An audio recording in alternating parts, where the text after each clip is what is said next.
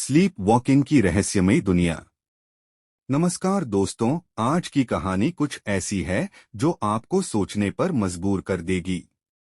जरा सोचिए, आप गहरी नींद में हैं, सपना देख रहे हैं और अचानक आप उठकर किसी ऐसी जगह पहुंच जाते हैं जहां आपको होना ही नहीं चाहिए। आपका शरीर चलता है, काम करता है, लेकिन आपका दिमाग सोया रहता है। क्या ऐसा सच में हो सकता है? 24 मई 1987, कनाडा का एक शांत इलाका। 23 साल का एक नौजवान केनेथ पार्क्स, जो जिंदगी के सबसे बुरे दौर से गुजर रहा था। जुआ खेलने की लत, पैसे खत्म, कर्ज में डूबा और नौकरी भी हाथ से निकल चुकी थी। उस रात वो अपने सोफे पर सो गया, शायद चैन की नींद के लिए, लेकिन उसे क्या पता था कि उसकी जिंदगी की सबसे डरावनी रात शुरू हो चुकी है। रात करीब 1:30 बजे केनेथ अचानक उठ बैठा। ना उसने जूते पहने, ना कुछ सोचा, बस कार की चाबी उठाई और चल पड़ा हाईवे की तरफ, 22 किलोमीटर दूर, अपने ससुराल की ओर। वहां पहुंचकर उसने घर का दरवाजा अपनी चाबी से खोला और कुछ ही मिनटों में उसकी सास की मौत हो गई। ससुर बुरी तरह घायल थे। फिर खून से सना हुआ, घबराया नहीं, सीधे पुलिस स्टेशन पहुंचा और बोला, मैंने 2 लोगों को मार दिया है। लेकिन दोस्तों, असली रहस्य यहीं से शुरू होता है, क्योंकि केनेथ के पास न कोई वजह थी, न कोई गुस्सा, न ही कोई याद। डॉक्टरों ने कहा वो उस वक्त सो रहा था। जी हाँ, उसने यह सब किया था स्लीप वॉकिंग में। अब सवाल उठता है, क्या इंसान नींद में ऐसा कुछ कर सकता है? क्या स्लीप वॉकिंग सच में किसी को खतरनाक बना सकती है? आइए इस रहस्य को समझते हैं। स्लीप वॉकिंग असल में है क्या? वैज्ञानिक भाषा में इसे कहा जाता है सोमनैम्बुलिज्म।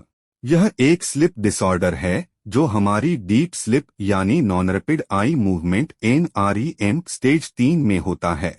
साधारण भाषा में, जब हम सबसे गहरी नींद में होते हैं तब कुछ लोगों का शरीर जाग जाता है, लेकिन दिमाग सोया रहता है।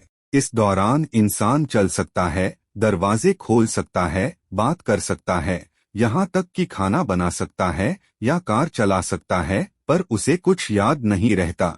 उसकी आंखें खुली होती हैं, पर वो सचमुच देख नहीं रहा होता। चेहरे पर कोई हाव भाव नहीं, बस एक खालीपन। नींद के अंदर क्या होता है? हमारी नींद 4 हिस्सों में बंटी होती है, N1, N2, N3 और REM। पहले 3 होते हैं NREM स्लिप, धीरे धीरे गहरी नींद की तरफ। तीसरा स्टेज N3 सबसे गहरा, सबसे मुश्किल से जगने वाला, और इसी स्टेज में अगर दिमाग का मोटर हिस्सा जाग जाए लेकिन कॉन्शसनेस वाला हिस्सा ना जागे, तो वही होता है स्लीप वॉकिंग। आपका शरीर एक्टिव हो जाता है, लेकिन आप यानी आपकी चेतना गहरी नींद में डूबी रहती है। इसीलिए स्लिप वॉकर बिना समझे समझाए जटिल काम कर लेते हैं।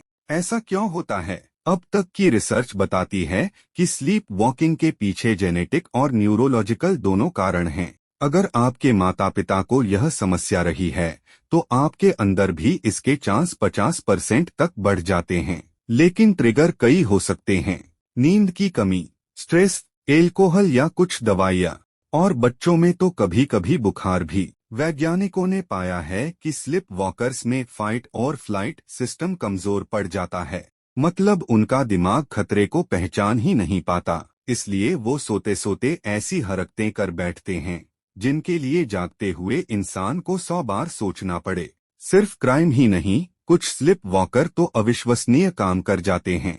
ब्रिटिश ऑस्ट्रेलियन आर्टिस्ट ली हैडविन, जो नींद में ही पेंटिंग बना लेते हैं। होश में रहते हुए उन्हें ड्रॉ करना नहीं आता, पर स्लीप वॉकिंग के दौरान वो खूबसूरत आर्ट वर्क बना देते हैं।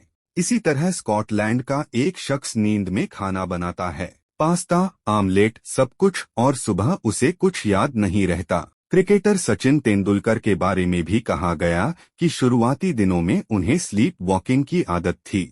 लेकिन अगर कोई स्लीप वॉक करते हुए अपराध करे, कानून में किसी को सजा देने के लिए सिर्फ क्राइम काफी नहीं, इरादा भी साबित होना चाहिए। और स्लिप वॉकर के केस में इरादा होता ही नहीं, क्योंकि वो जागे हुए नहीं होते। केनेथ पार्क्स का केस इसीलिए दुनिया का सबसे चर्चित केस बन गया। कोर्ट ने माना कि उसने अपराध किया, लेकिन उसका दिमाग उस वक्त सो रहा था। इसलिए उसे निर्दोष घोषित कर दिया गया।